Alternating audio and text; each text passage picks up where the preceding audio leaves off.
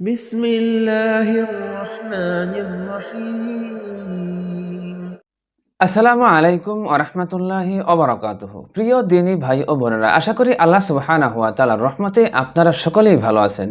গত ভিডিওতে তৃতীয় বিশ্বযুদ্ধ সম্পর্কে যে হাদিসটি উল্লেখ করেছি, আজকে সেই হাদিসের গুরুত্বপূর্ণ পয়েন্টগুলোকে ব্যাখ্যা করব, যাতে সবাই হাদিসের প্রতিটি লাইন আরো সহজভাবে বাস্তবতার সাথে মিলিয়ে নিতে পারেন। কারণ হাদিসটির অধিকাংশ অংশই বর্তমান বিশ্বের সাথে বাস্তবতার সাথে মিলে গেছে, আর কিছু অংশ বাকি রয়েছে যেটা সামনে বাস্তবায়িত হবে ইনশাআল্লাহ। প্রথম পয়েন্ট যেটা আলোচনা করবে সেটা হচ্ছে, প্রথমেই বলা হয়েছে যে পৃথিবীব্যাপী একটি যুদ্ধ হবে, যেই যুদ্ধটা হবে দুটি বড় বড় যুদ্ধের পর তৃতীয় যুদ্ধ, আর এই যুদ্ধে অসংখ্য মানুষ মারা যাবে। এখানে দুটি বড় বড় যুদ্ধের পর বলতে প্রথম বিশ্বযুদ্ধ এবং দ্বিতীয় বিশ্বযুদ্ধকে বোঝানো হয়েছে, আর এরপর হবে তৃতীয় যুদ্ধ, যেটাকে আমরা সকলেই তৃতীয় বিশ্বযুদ্ধ হিসেবে জানি। আর বলা হয়েছে এই যুদ্ধে বহু মানুষ ধ্বংস হয়ে যাবে। তার মানে হচ্ছে প্রথম বিশ্বযুদ্ধে এবং দ্বিতীয় বিশ্বযুদ্ধে যত মানুষের প্রাণহানি হয়েছিল, তৃতীয় বিশ্বযুদ্ধে তার চাইতে অনেক গুণে বেশি মানুষের প্রাণহানি হবে। দ্বিতীয় গুরুত্বপূর্ণ পয়েন্টটি হচ্ছে, দ্বিতীয় বিশ্বযুদ্ধের সময় যে ব্যক্তি আগুন জ্বালিয়ে দিবে সেই হবে মহান নেতা। আমরা জানি দ্বিতীয় বিশ্বযুদ্ধের সময় জাপান যখন আমেরিকার পার্ল হারবার আক্রমণ করেন, তখনই কিন্তু আমেরিকা সেই যুদ্ধে সরাসরি জড়িয়ে পড়ে, যেটা হয় 1941 সালে। তারপর 1945 সালে হিটলারের মৃত্যুর পর যখন জাপান আত্মসমর্পণ করতেছিল না, তখন কিন্তু আমেরিকা জাপানের হিরোশিমা এবং নাগাসাকিতে দুটি অ্যাটম বম নিক্ষেপ করে, যার ফলে কিন্তু জাপান আত্মসমর্পণ করতে বাধ্য হয়। আর তখন থেকে কিন্তু আমেরিকা সমগ্র বিশ্বের সুপার পাওয়ার। তার মানে এখানে কিন্তু এই মহান নেতা বলতে আমেরিকাকেই বোঝানো হয়েছে, যিনি দ্বিতীয় বিশ্বযুদ্ধের পর থেকে সমগ্র বিশ্বের মরণ। আর আগুন জ্বালিয়ে দেওয়ার মানে হচ্ছে তিনি দুটি অ্যাটম বম নিক্ষেপ করেছিলেন, সেদিকেই ইঙ্গিত করা হয়েছে। আল্লাহু আলাম। তৃতীয় পয়েন্টে বলা হয়েছে, হিজরি 13 শতাব্দীর কয়েক দশক পর গ্রিক রাজা সমগ্র বিশ্বের বিরুদ্ধে যুদ্ধ করবেন। এখানে কিন্তু হিজরি 1300 শতাব্দীর কয়েক দশক পর মানে 1912 সালে গ্রিক রাজা কিন্তু অটোমান সাম্রাজ্যের বিরুদ্ধে একটি যুদ্ধ ঘোষণা করে, এবং সেই যুদ্ধে কিন্তু অটোমান সাম্রাজ্যের বিশাল একটা অংশ হাতছাড়া হয়ে যায়। এছাড়া এই যুদ্ধের মধ্যে উভয় পক্ষের মধ্যে 4 লক্ষাধিক লোক আহত এবং নিহত হয়। আর এখানে সমগ্র বিশ্ব বলতে সেই সময় কিন্তু অটোমান সাম্রাজ্য সব থেকে বড় একটা সাম্রাজ্য ছিল। এদিকে ইঙ্গিত করেই হয়তো আবু হুরায়রা বিশ্বের কথা উল্লেখ করেছেন। তার মানে এই যুদ্ধটি সংঘটিত হয়ে গেছে, যেটা হাদিসের সাথে সম্পূর্ণ মিলে গেছে। চতুর্থ পয়েন্টে যেটা বলা হয়েছে সেটা হচ্ছে, এর 2 দশক পর মানে আগে যে যুদ্ধটি হয়েছে সেই যুদ্ধের 2 দশক পর জার্মানের ভূমি থেকে বিড়ালের নামের সাথে মিল রয়েছে এমন একজন ব্যক্তির আবির্ভাব হবে। এখানে কিন্তু এই ব্যক্তি বলতে হিটলারকে কিন্তু বোঝানো হয়েছে। এখন যদি আপনি মিলান, 1912 সালে গ্রিক যুদ্ধ শুরু হয়েছে এবং 1913 সালে সেটা শেষ হয়েছে। এখন 1913 থেকে 2 দশক যদি আপনি গণনা করেন, তাহলে হয় 1933 সাল। অর্থাৎ 1933 সালে কিন্তু জার্মানির হিটলার এবং তার নাৎসি পার্টি ক্ষমতায় আসে। আর একটি আশ্চর্যের বিষয় হচ্ছে, আপনি যদি গুগলে হিটলারকে লিখে সার্চ করেন, তাহলে কিন্তু অসংখ্য বিড়ালের ছবি পাবেন। আর এর মাধ্যমে আপনি আবু হুরায়রা রাদিয়াল্লাহু তাআলা আনহুর উদাহরণের যথার্থতা খুঁজে পাবেন। আর এই অংশে কিন্তু বলা হয়েছিল তিনি রোমানদের বিরুদ্ধে চাবুক নিয়ে হাজির হবেন। আর এটা কিন্তু সকলেই আমরা জানি যে দ্বিতীয় বিশ্বযুদ্ধ কিন্তু শুরু হয়েছিল জার্মানির হস্তক্ষেপের কারণেই, মানে হিটলারের হস্তক্ষেপের কারণেই কিন্তু দ্বিতীয় বিশ্বযুদ্ধ শুরু হয়েছিল। মূলত দ্বিতীয় বিশ্বযুদ্ধটি শুরু হয়েছিল কিন্তু হিটলারের বেশি বাড়াবাড়ির কারণেই। তার মানে উনি কিন্তু চাবুক নিয়ে হাজির হবেন, হাদিসের মধ্যে বলা হয়েছে, এটার সাথে সম্পূর্ণ মিলে গেছে। তারপর পঞ্চম পয়েন্টে বলা হয়েছে, হিজরি 1300 শতাব্দীর 5, 6, 7, 8 দশক গণনা করার পর মিশরে একজন ব্যক্তির আবির্ভাব হবে, যাকে আরবের লোকেরা সুচ্চাউল আরব উপাধিতে ভূষিত করবেন। এখানে 1300 শতাব্দীর 7 দশক পর কিন্তু 1956 সালে মিশরে কিন্তু জামাল আব্দুল নাসির ক্ষমতায় আসেন। আর 1948 সালে আরব ইসরায়েল যুদ্ধে তার ব্যাপক ভূমিকার কারণে আরবের লোকেরা তাকে সুচ্চাউল আরব উপাধিতে ভূষিত করেছিল, মানে হিরো মনে করেছিল। কিন্তু ব্যক্তিগত জীবনে তিনি ছিলেন একজন নাস্তিক, যার জন্য কিন্তু আল্লাহ সুবহানাহু ওয়া তাআলা তাকে 2 বার অবজ্ঞা করেছেন। মানে দুটি আরব ইসরায়েল যুদ্ধে 2 বার তিনি পরাজিত হয়েছেন। মানে হাদিসের এই অংশটি বাস্তবতার সাথে সম্পূর্ণ মিলে গেছে।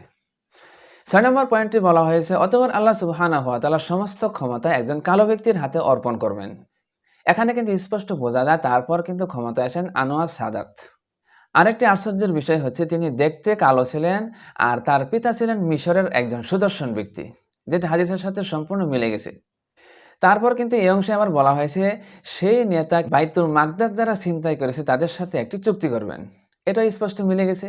এটা এইভাবে মিলে গেছে আরব ইসরায়েল যুদ্ধের সময় আনোয়ার সাদাত সিরিয়া এবং জর্ডানের সাথে বেইমানি করে ইসরায়েলের সাথে একটা গোপন চুক্তি করেছিলেন। তারপর 7 নম্বর পয়েন্টে বলা হয়েছে এরপর ইরাকে একজন নিষ্ঠুর শাসকের আবির্ভাব হবে যার চোখের মধ্যে সামান্য আঘাতের চিহ্ন থাকবে, আর তিনি দামেস্কের নিকটবর্তী অবস্থানে অবস্থান করবেন। সে তার শত্রুদের বিরুদ্ধে যুদ্ধ করবে এবং পুরো পৃথিবী থেকে তার জন্য লোকজন একত্রিত হবে। এই ব্যাখ্যাটি একটু কনফিউশনের মধ্যে আছে। এই অংশটির দ্বিতীয় অংশ কিন্তু বর্তমান বাশার আল আসাদের সাথে মিলে যায়, আর প্রথম অংশটি কিন্তু ইরাকের সাদ্দামের সাথে মিলে গিয়েছিল। আর এই বিষয়টি ব্যাখ্যার ক্ষেত্রে ইসলামিক স্কলারগণ একটু দ্বিধাদ্বন্দ্বের মধ্যে পড়েছেন এখানে কাকে বোঝানো হয়েছে। তবে অধিকাংশের মতে এখানে বাশার আল আসাদকেই বোঝানো হয়েছে, আবার কেউ কেউ ইরাকের সাদ্দামকে বুঝিয়েছিলেন। তাছাড়া কিন্তু বর্তমানে সিরিয়াতে অনেক দেশের সেনাবাহিনীর কিন্তু ঘাঁটি রয়েছে, যেটা কিন্তু বাশার আল আসাদের সাথে সম্পূর্ণ মিলে যায়, যেটা হাদিসের মধ্যে বলা হয়েছে যে পৃথিবী থেকে তার জন্য লোকজন একত্রিত হবে, যেটা কিন্তু বর্তমানে সিরিয়াতে আমরা দেখতে পাচ্ছি। আর হাদিসটিতে বলা হয়েছে সেই হলো সুফিয়ানি। এখন বাশার আল আসাদ যদি সুফিয়ানি হয় তাহলে দ্বিতীয় সুফিয়ানির সময় কিন্তু ইমাম মাহদী আলাইহিস সালাম পৃথিবীতে আগমন করবেন, এটা আমরা সকলেই জানি। তার মানে বাশার আল আসাদের পরে যিনি আসবেন তিনিই হবেন হয়তো দ্বিতীয় সুফিয়ানি। তো আসল জ্ঞান হচ্ছে আল্লাহ সুবহানাহু ওয়া তাআলার কাছে, তিনি জানেন, আল্লাহু আলাম। তারপর 8 নম্বর পয়েন্টে বলা হয়েছে হিজরি 1400 শতাব্দীর 2 দশক বা 3 দশক পর ইমাম মাহদী আলাইহিস সালাম পৃথিবীতে আগমন করবেন, আর তিনি সমগ্র বিশ্ববাসীর বিরুদ্ধে যুদ্ধ করবেন। এখানে 1400 শতাব্দীর 2 দশক আর 3 দশক, মোট হলো এই 5 দশক। 5 দশক মানে 50, মানে দাঁড়ায় 1450 হিজরি, মানে এটা হচ্ছে খ্রিস্টীয় সাল হচ্ছে 2028 সাল।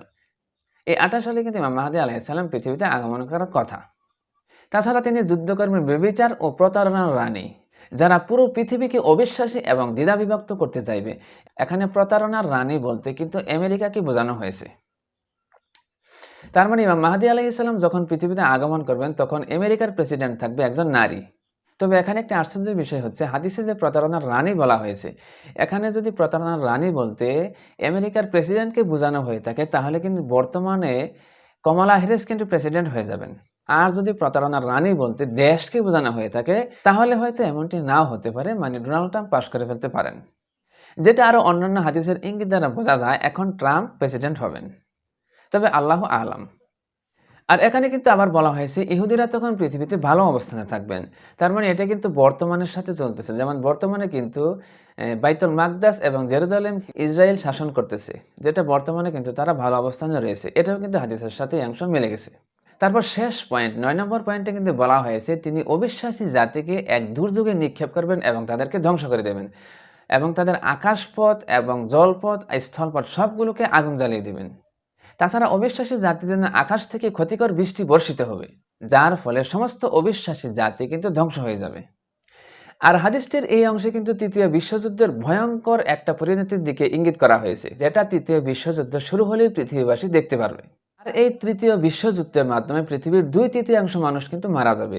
বর্তমানে 600 কোটি মানুষ রয়েছে প্রায়, যার মধ্যে প্রায় 600 কোটি মানুষ কিন্তু পৃথিবী থেকে নিশ্চিহ্ন হয়ে যাবে তৃতীয় বিশ্বযুদ্ধ ভয়ঙ্কর আকার ধারণ করলে। যেহেতু হাদিসটিতে বলা হয়েছে সমস্ত অবিশ্বাসী জাতিকে আল্লাহ তাআলা ধ্বংস করে দেবেন, এটা তৃতীয় বিশ্বযুদ্ধের মাধ্যমে সংঘটিত হবে। তো প্রিয় দিনী ভাই ও বোনেরা, যতটুকু পেরেছি আমি হাদিসটির ব্যাখ্যা দিতে চেষ্টা করেছি। এছাড়াও যদি আরও কেউ নতুন কোনো তথ্য পেয়ে থাকেন তাহলে আমাকে কমেন্টের মধ্যে জানাবেন। আসসালামু আলাইকুম ওয়া রাহমাতুল্লাহি ওয়া বারাকাতুহু।